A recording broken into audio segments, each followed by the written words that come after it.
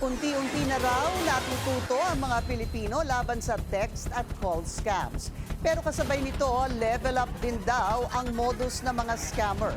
Narito ang agenda report ni Just Ignacio.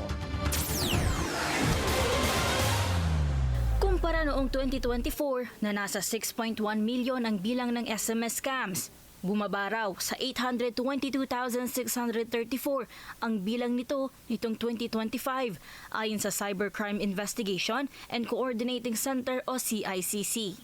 Mula naman 610,688, bumaba sa 477,302 ang scam calls.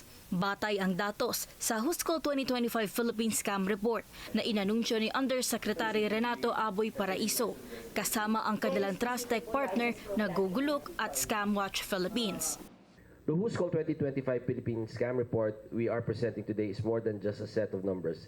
It is a testament to what happens when the government and the private sector move as one. Totoo yan. Ayon sa ahensya, ang pagbaba ng bilang na ito ay dahil daw sa paggamit ng 1326 National Anti-Scam Hotline at dahil sa tech-savvy public na natuto ng mag-ignore and report ng mga suspicious links. Wala lang, delete. Wala kasi sabi scam daw. Pag mga ganun na nagbibigay ng link, ignore lang daw, huwag pansinin. Scam? Yeah, Minsan, yung mga text messages na scam. Opo. Ano po ginagawa ninyo? Binablock. Ayon sa Huscol 2025 Philippine Scam Report, ilan sa mga dahilan ng pagbaba ng bilang ng SMS at call scams ay ang pag-shutdown ng mga scam hubs at ang pagpapaigting ng telco blocking. Kumpara noon, mas kakaunti na raw ngayon yung mga natatanggap nating text. Pero ano nga ba ang dahilan kung bakit patuloy pa rin itong pumapasok?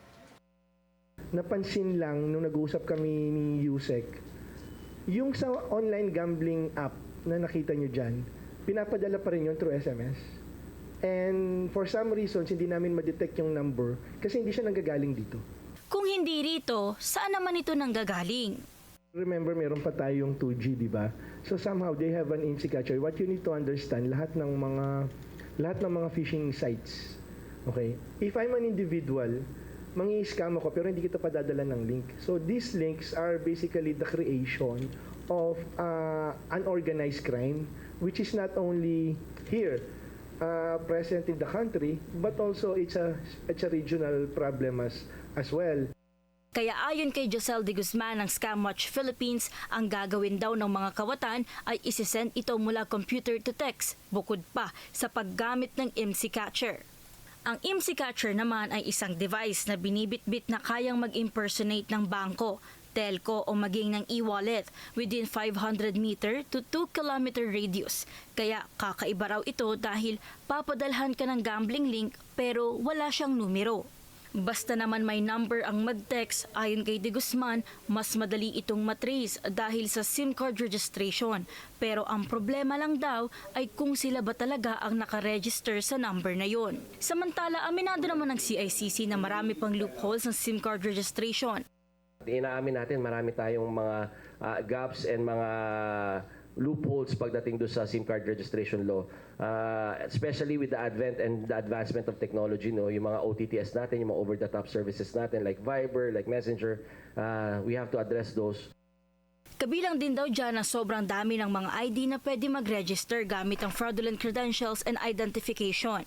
Kaya upang lutasin ang problema, patuloy daw itong isinusulong sa Kamara ni Senator Win Gatchalian. Para sa agenda, Just Ignacio, Billionaire News Channel. Mag-follow sa aming mga social media accounts at mag-subscribe sa aming YouTube channel para sa pinakahuli at eksklusibong mga balita.